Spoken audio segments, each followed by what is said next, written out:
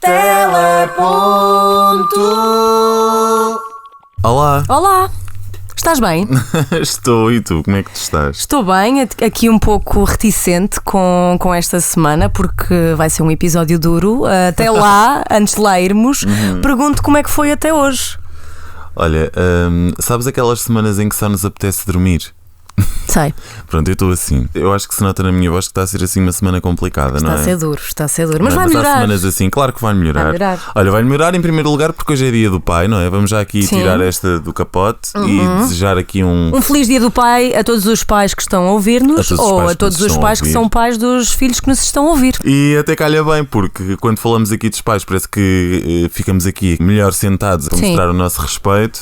E o tema do 18º episódio do Teleponto também impõe um bocadinho de respeito, não é? Bastante respeito. É aqui um tema, telejornais. Sim, nós tivemos aqui alguns problemas porque existem tantos telejornais em tantos diferentes horários e em tantos canais que nós tivemos aqui uma dificuldade em tentar juntar isto tudo e apresentar algo que faça sentido a quem nos ouve e que também não cria uma conversa aqui demasiado séria entre mim e ti, não é? Sim. Decidimos então escolher o nosso bloco de informação preferido. Por horário. Sim. Começamos aqui se calhar pela manhã, não é? Muito bem, vamos lá. No horário da manhã existem 4 programas noticiosos. Temos o Bom Dia Portugal na RTP, temos o Euronews na RTP2, a edição da manhã na SIC e o Diário da Manhã na TVI. E aqui, se calhar, entre os 4, a Euronews é aquela que talvez mais se destaque por ser um bocadinho diferente. A Euronews é o Serviço Europeu de Notícias e que já começa durante a madrugada. Eu acho que ela começa entre as 4 e as 5 da manhã e vai ali um bocado até depois bater na mesma hora em que precisamente o Bom Dia Portugal está no ar na RTP1, não é assim? Sim. Eu gosto muito do Bom Dia Portugal e justamente porque tem rúbricas, o Minuto Verde e a rúbrica do Bom Português. Eu acho que é essencial, porque para além de ser didática e para além de cortar um bocadinho aqui a carga informativa, vai falar diretamente com as pessoas, não é? É um bocadinho como nós vamos fazer os nossos vox pops. Acho que é um momento educativo, de informação, de aprendizagem e, portanto, acho que é essencial. E tu, Mário? Aquilo que eu sinto é que na edição da manhã e no Diário da Manhã, ou seja, na SIC e na TVI, eles têm uma preocupação de pôr a par a pessoa que acabou de ligar a televisão sobre as notícias do dia, mas também sobre as notícias do dia anterior. Sim. É um bocadinho a fazer aqui um ponto de situação para o dia sobre aquilo que se falou ontem e aquilo que à partida é notícia agora e que se vai falar mais logo. E na RTP1, precisamente por aquelas rubricas que tu falaste, acaba por ser um conteúdo quase de infotainment, ou seja, sim, estão a dar notícias e estão a pôr-nos a par tudo aquilo que à partida é prioritário nós sabermos. Por outro lado, também nos vai educando. Como é que eu vou dizer isto sem estar aqui às voltas? Ou seja, aquilo que eu sinto é que o Bom Dia Portugal nos informa sobre tudo e não só sobre a informação. Compreendes? Estou a entender. Pontualmente Sim. eles até é têm... uma além informação, Exatamente. Tu ficas ali a par sobre as principais exposições que tu podes visitar se calhar no próximo fim de semana. Um bocadinho aqui a agenda também cultural, exatamente, não é? Sim. É quase um... não é um programa de entretenimento, mas também não é só um programa de informação. Sim. E por isso o Bom Dia Portugal também é o meu preferido. Se calhar fica aqui decidido já no nosso alinhamento que o nosso conteúdo favorito da manhã seria o Bom Dia Portugal. Para começar amanhã com o pequeno almoço, não é?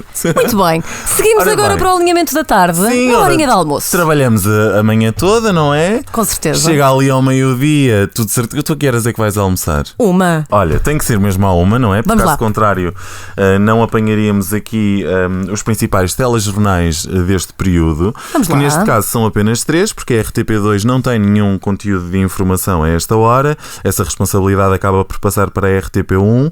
E então ficamos aqui divididos entre o Jornal da Tarde da RTP1, o primeiro jornal da SIC e o Jornal da 1 da TVI. Entre estes 3 jornais, à 1 da tarde, tu estás a almoçar com quem? Normalmente eu almoço com o Bento Rodrigues, porque o senhor tem uma voz que me faz ficar assim em frente ao ecrã. Dos 3 é aquele que leva a minha preferência, sem dúvida alguma, não apenas por ser o Bento, mas pelas reportagens que são feitas na SIC. Eu acho que a SIC tem qualidade informativa, acho que faz umas reportagens nos timings certos, acho que não esticam demasiado um tema quando não é suposto, acho que são bastante equilibrados nos blocos informativos e, portanto, eu almoço com o Bento. E tu, Sim. Mário? Olha, entre estes três, eu fico aqui dividido entre o Jornal da Tarde da RTP1 e precisamente o primeiro jornal da SIC também. Ok. O Bento foi um dos responsáveis por trazer aqui algum tipo de modernidade à informação que era apresentada na SIC. O Jornal da Tarde também, mas por uma questão se calhar mais de instituição. Eu fui habituado em minha casa a assistir à informação da RTP. Eu disse aqui também no primeiro programa que de casa dos meus pais é possível ver a antena. Da RTP Porto. Por isso, tinhas que ver a RTP, claro. Tinha que ver a RTP. Eu sinto que o pessoal do Norte tem uma ligação diferente à RTP. Aí de facto a informação da RTP é a mais institucional de todas. E as pessoas olham para ela com essa credibilidade e com essa qualidade, no fundo. O Jornal da Uma, pois também está muito bem. O João Paulo Marinheiro tem aí uma legião de fãs que não acaba. Eu sou fã dele. É assim, a TVI para mim é um bocadinho, na informação, é um bocadinho idêntica aos restantes programas. Eu olho sempre para a informação da TVI de uma forma, dos três, a mais sensacionalista. E portanto, dos três é a última provavelmente que me acompanha. Ok. Pronto. Ok. Então, aqui no nosso alinhamento, não é? Voltamos então aqui ao nosso quase jogo do galo. Sim, eu acho Ficamos que então com qual? Vamos para o primeiro jornal. Vamos para o primeiro jornal da SIC. Nós gostamos os dois do Bento, falamos lindamente do Bento. Fica o Bento. Muito bem, ok. Continuamos com o resto do nosso dia. Lá saímos nós, não é? Para chegar a casa finalmente depois de um dia de trabalho. Exaustos, exauridos, com o dia. E normalmente lá em casa nós vemos o quê? À noite. À noite temos aqui já 4 opções. Temos às 8 o telejornal da RTP1, o Jornal da Noite da SIC e o Jornal das 8 da TVI. Uma hora depois às 9 temos um Jornal 2, que é um jornal compacto, e eu começo já a dizer que sou bastante fã. Eu acho que o Jornal 2 apresenta aquilo que é estritamente necessário de saberes para não pareceres aqui um sem informação. Muito bem. É o resumo dos resumos, não é? É o resumo dos resumos. Acho que eles têm aqui, fazem um trabalho de síntese extraordinário. Acho que ainda que tu não vejas nenhum dos outros conteúdos em nenhum dos outros canais e em nenhum outro horário, senão às 9, na RTP2, tu ficas a par do que é preciso saber, sem sensacionalismos, sem comentários que nada acrescentam, sem reportagens que te fazem divagar do tema. Acho mesmo que o Jornal 2 é um extraordinário conteúdo de informação que nós temos. Por isso eu aqui sou muito fã da RTP2. Ok, sim. muito bem, muito bem. Quanto aos outros, o meu coração bate pelo Jornal da Noite, porque eu acho que, à semelhança daquilo que acontece com o primeiro jornal, é o telejornal português que mais balança no bom sentido entre aquilo que é mais sério e entre aquilo que é mais popular. Ou seja, ele faz aqui a ponte perfeita entre a seriedade do telejornal da RTP1 e se calhar do sensacionalismo do Jornal das 8 da TVI. É bastante equilibrado. É bastante equilibrado. O Rodrigo Guedes de Carvalho e a Clara de Sousa já são neste momento património nacional. Sim, sem dúvida alguma. Sim, sem dúvida alguma. Tu sabes que eu tenho o maior amor, olha, tal como tu tens pela Júlia Pinheiro, certo. Eu tenho um amor que quase nem dá para explicar pela Clara de Sousa. Ok? É verdade, é verdade. Tenho, finalmente disseste. É verdade, é verdade. Tenho mesmo uma grande admiração por aquela senhora. Primeiro porque é assim, é dona de uma voz extraordinária e obviamente que ela casa aqui muito bem com o Rodrigo Guedes de Carvalho. Portanto, eu não preciso dizer mais nada. O meu jornal favorito da noite é sem dúvida alguma o Jornal da Noite. É unânime. É unânime, este aqui já nem vale a pena. Jornal da Noite, não é? Jornal da Noite. Olha, meu querido, estas, portanto, são as nossas sugestões de programação. Ora bem, de manhã nós acordamos e vamos ver o Bom Dia Portugal. Com certeza, da RTP1, não é? Exatamente. Seguimos, pé ante pé, até à hora de almoço. Para vermos o primeiro jornal na SIC. Muito bem, com o Bento Rodrigues. Muito bem, Rodrigues. Portanto, continuamos como quem não quer a coisa até à tarde. E depois à noite, assim, segue para voltarmos à SIC com o Jornal da Noite e assistirmos então ao Rodrigo Guedes de Carvalho. Uma vez que tu só tens olhos para a Clara de Sousa. Não é bem isso. Eu adoro a Clara de Sousa, mas eu acho que ainda gosto mais da Clara de Sousa aqui casada no Jornal da Noite com o Rodrigo Guedes de Carvalho, que também é uma figura. Olha, isto dito assim à partida, não é? Neste nosso alinhamento com os telejornais, parece que nós vemos tudo menos a TVI. Qual é aqui o problema que nós temos com a TVI, minha cara? Eu acho que é o sensacionalismo puro e duro, não é? Que já faz aqui mesmo parte do ADN do canal e dos anos a que isto acontece, não é? Mas os maiores momentos de televisão, os que deram mais canal, daquilo que eu me recordo, sempre vieram da TVI. que eu pessoalmente não me identifico tanto e que eu tenho ideia que tu também não. Nem é tanto eu não gostar da TVI, é gostar muito do trabalho da SIC, é mais ao contrário para mim. Sim. O Jornal da Noite da SIC tem uma série de rubricas diferenciadas ao longo dos dias da semana que acrescenta muito e que cria aqui uma companhia quase diária a que o telespectador hoje diga: hoje aconteceu isto, então amanhã já vai dar o seguinte e eu na quarta-feira... Mais didático, é não bastante, é? É muito mais didático. Eles têm a grande reportagem, a reportagem especial, têm o polígrafo às segundas-feiras, às terças-feiras têm o Futuro Hoje, às quartas as contas poupanças, que na minha opinião é o conteúdo de informação que mais serviço público presta, muito mais do que qualquer rubrica da RTP. Sim. As contas poupanças já ganhou uma vida própria, têm um canal do YouTube, eu aconselho a todas as pessoas a seguirem e de certeza que vão deixar de ser iliterados financeiramente, como também eu era. E por isso o Jornal da Noite é sem dúvida o meu favorito. E olha, tendo justificado aqui um bocadinho as nossas escolhas neste alinhamento informativo escolhido pelo Teleponto, decidi falar com alguém que trabalha num telejornal. Muito bem. Falei com uma pessoa que é bastante conhecida do nosso público, julgo eu, que se chama Rita Marrafa de Carvalho. Muito bem. Olha, vamos lá ouvir então. Estou muito curiosa. Convidado ilustre.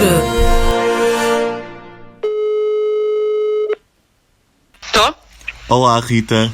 Olá, estás bem? Sim, tudo bem? Eu vou tentar aqui fazer uma entrevista à Rita, jornalista, e não tanto à trabalhadora da RTP. Eu e a Cris temos esta opinião e também a vemos espelhadas junto das pessoas com quem nós nos damos, de que talvez a RTP tenha uma informação naturalmente de serviço público, mas é uma informação já quase institucionalizada na casa de todas as pessoas, assim que talvez seja a estação de televisão, pelo menos na perspectiva dos espectadores, que doseia um bocadinho aqui o cinzentismo com algo mais pontuado de cor, vou dizer assim, e a TVI talvez ganhe aqui o aspecto do arco-íris, se é que me faço entender. Tu concordas com esta opinião? Mais do que concordar, é um facto.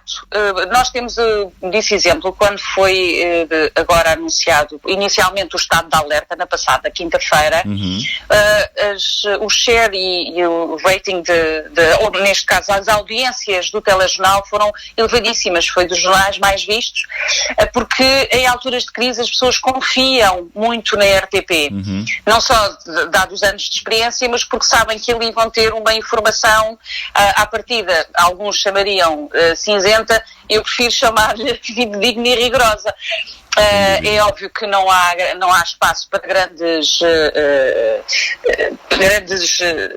não sei, ou avaliações ou extensões valorativas. É o que é isto e é o que vamos ter. E por isso é verdade, a RTP cresceu connosco, ou nós crescemos com ela, na verdade, porque ela tem mais de 63 anos, nós crescemos com ela, faz parte, entrou dentro das nossas casas durante toda a nossa vida. É normal que confiemos e tenhamos nela a confiança de uma informação credível. E julgo provavelmente a SIC, mas é engraçado que os canais concorrentes fizeram com que a RTP evoluísse, sem dúvida nenhuma. A SIC foi muito arrojada no início, trouxe uma outra forma de comunicar a informação, uma outra forma de embrulhar e fez-nos repensar a todos que a informação não tinha que ser por si só a duas cores, ou a preto ou a branco, não. E que poderia ter uma panóplia de formas alternativas de contar bem as histórias, e que é uma coisa que assim faz muitíssimo bem, e tem excelentes profissionais, e isso fez-nos equacionar outras formas e outras visões sobre a informação. Mas sim, eu considero que sem dúvida a RTP continua a ser quase que uma espécie de pilar de ajuda que as pessoas procuram quando querem estar informadas. Qual é a tua opinião sobre a duração dos telejornais? A RTP tem um telejornal que normalmente não é muito mais longo do que... ou há muitos anos que não é maior do que aquilo que está estabelecido. É um jornal que tem 1 hora, com um intervalo de 6, 7 minutos, e que obriga a que todos nós tenhamos, enquanto jornalistas, o poder de síntese e de escrutínio muito mais apurado, de depuração do que é realmente importante para se colocar no ar. Quer a SIC, quer a TVI, estamos a falar de canais generalistas com um grande enfoque comercial, têm jornais muito mais longos, chegam quase a 2 horas, com intervalos também maiores, e utilizam-nos muitas vezes para fazer o acerto de emissão ou estratégias de programação, coisa que a RTP, sendo serviço público, não pode fazer. Eu prefiro um jornal mais curto, como espectadora, eu prefiro ter a informação pura e dura, aquela que me é essencial, durante 1 hora no máximo, até porque cada vez mais, e sabemos disso, o índice de atenção é curto, nós temos mais do que fazer na nossa vida, e se quisermos especificamente uma determinada área de informação, nós procuramos-la, não é? Sem dúvida. E neste caso, através das plataformas digitais. Por isso o noticiário televisivo deve ser isso mesmo, não deve ser um folclore, não deve ser uma condensação de fediveres, tem que ser a informação em relevância crescente, neste caso decrescente até, e o mais sucinta possível. Por isso acho que mesmo que se não trabalhasse na RTP, eu diria exatamente a mesma coisa. Boa, muito bem, muito bem. Nós até agora, neste episódio, ainda não falamos sobre o coronavírus, mas aproveitava então esta conversa, se calhar contigo, para falar sobre isto. Tu achas, qual é a tua percepção sobre o jornalismo que está a ser feito neste momento ao nível dos telejornais sobre esta pandemia? Sabes que isto é um momento absolutamente histórico. Nunca ninguém viveu isto. Nunca. Não há memória de nada deste género, vivido nestas circunstâncias. Isto remonta-nos sempre a filmes e a ficção científica, e os próprios jornalistas acabaram e tudo o que seja uma direção e uma estrutura de informação, tiveram de repensar inclusivamente a forma de trabalhar e de manter os seus profissionais em segurança. Nós vemos os microfones da RTP, que por serem de esponjas estão agora protegidos para que de utilização de um jornalista para o outro seja possível fazer a renovação através de uma película que colocaram nos microfones e não fiquem gotículas agregadas à esponja. Todos os computadores são higienizados recorrentemente durante o dia, e isto trouxe alguma tensão que os jornalistas têm tentado passar ao lado para que a informação chegue com o mínimo de vestígios deste novo modus operandi. E acho que todos, sem exceção, têm feito um trabalho exemplar nesta fase que passamos, e que vamos passar, e o futuro é absolutamente incerto durante quanto tempo é que isto se vai manter, mas acima de tudo, e quase que um pouco à imagem daquilo que são os médicos, os bombeiros, todos aqueles que têm missões humanitárias, os jornalistas têm um brilho profissional e um espírito de missão incrível no que diz respeito à necessidade de a informação é super valiosa. Sim. E em tempos como estes, em tempos de guerra, informar cuidadosa e eficazmente uma população é meio caminho andado para travar uma pandemia deste género. Por isso, estarmos bem informados e e o facto de precisarmos da comunicação social é essencial nesta altura. Sem dúvida. Rita, muito obrigado pelo teu trabalho. Nada. Muito obrigado por estares a fazer jornalismo. Obrigadíssima. Obrigada pelo vosso trabalho. Obrigado. Um beijinho. Um beijinho. Vamos sair desta. Vamos, com certeza. Um beijinho.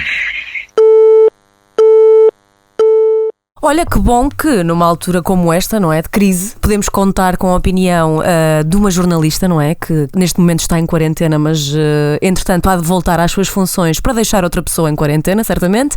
E também é muito bom ver que alguém profissional e a trabalhar na área concorda com grande parte das afirmações que fomos fazendo até aqui. Não tive tempo aqui para falar com a Rita sobre o podcast que a Rita tem. A Rita tem um podcast que se chama Dia de Reflexão juntamente com o Hélder Gomes, o José Paiva e o Zé Pedro Silva. Por isso, deixo aqui também o desafio a quem nos está a ouvir para darem uma ouvidela no dia de reflexão. Eles neste momento estão a fazer pequenos diários de reflexão no YouTube sobre tudo aquilo que se tem passado. Por isso, um abraço aqui do Teleponto ao dia de reflexão e um obrigado à Rita. Por isso, também retomamos aqui a nossa conversa como se nada tivesse a acontecer lá fora. Exatamente, vamos lá continuar com isto. Então, tendo em conta a conversa que eu tive com a Rita, pergunto-te então a ti, o que é que tu achas que fazem falta aos telejornais? Algo que eu gostaria de ver era diminuir o tempo de antena com notícias desportivas.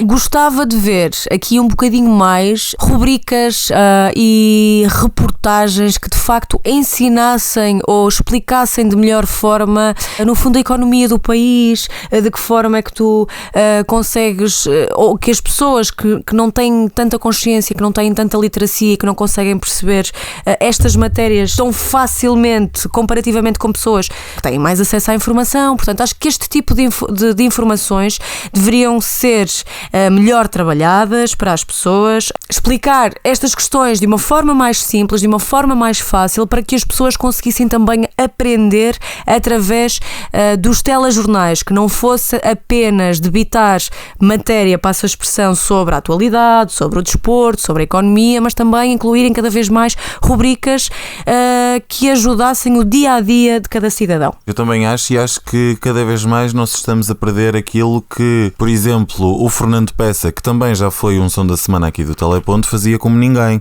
que é, através de uma notícia, ele contar uma história ou iniciar essa notícia com uma história a que todos nós nos relacionávamos. Sim. E ele fazia isso muito bem, e eu sinto que cada vez mais a informação está a perder isso.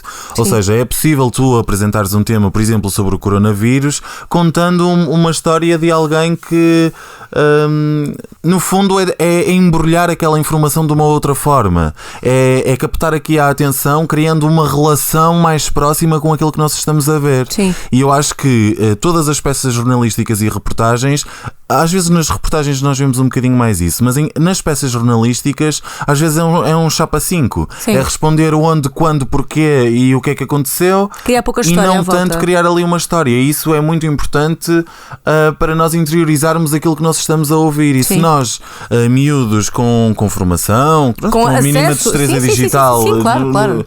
às vezes ficamos um bocadinho na dúvida, o que fará para pessoas com uma faixa etária superior e com algumas fragilidades de conhecimento. Sim. Por isso eu acho que eles precisam recuperar essas técnicas de saber contar uma história. Não é transformar tudo em infotainment, mas misturar um bocadinho os dois e saber dosear isso. Sim. Eu acho que isso é necessário. Eu acho que também iria aproximar mais os jovens, se calhar aproximava-os mais da televisão e de ver informação e de estar mais atentos àquilo que se passa a nível noticioso no país. Sim, e eu acho que também os telejornais devem começar a incluir cada vez mais as potencialidades da internet. Sim. E eu acho que nós pontualmente vamos vendo isso nas noites eleitorais, não é? Sim. Em que os gráficos sobem, parecem...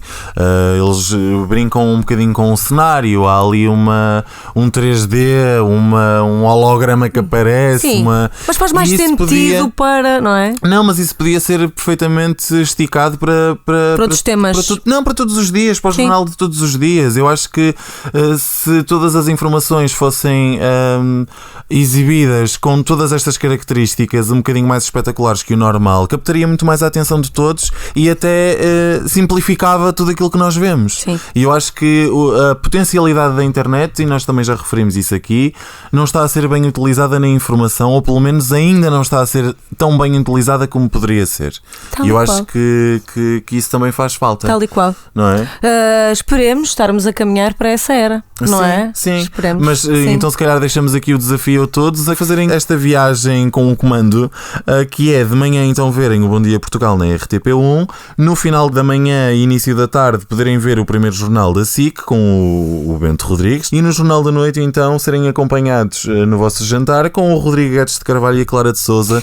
E se o fizerem, por favor, venham-nos dizer nas nossas redes sociais, é o cocktail estão informativo, bem informados ou não é? Sim, é o cocktail informativo que nós preferimos e passamos aqui a sugerir. Sim. Está tudo dito? Está tudo ou dito. não? Vamos para o Caminhamos para o som da semana. Ora, vamos lá. Som da semana.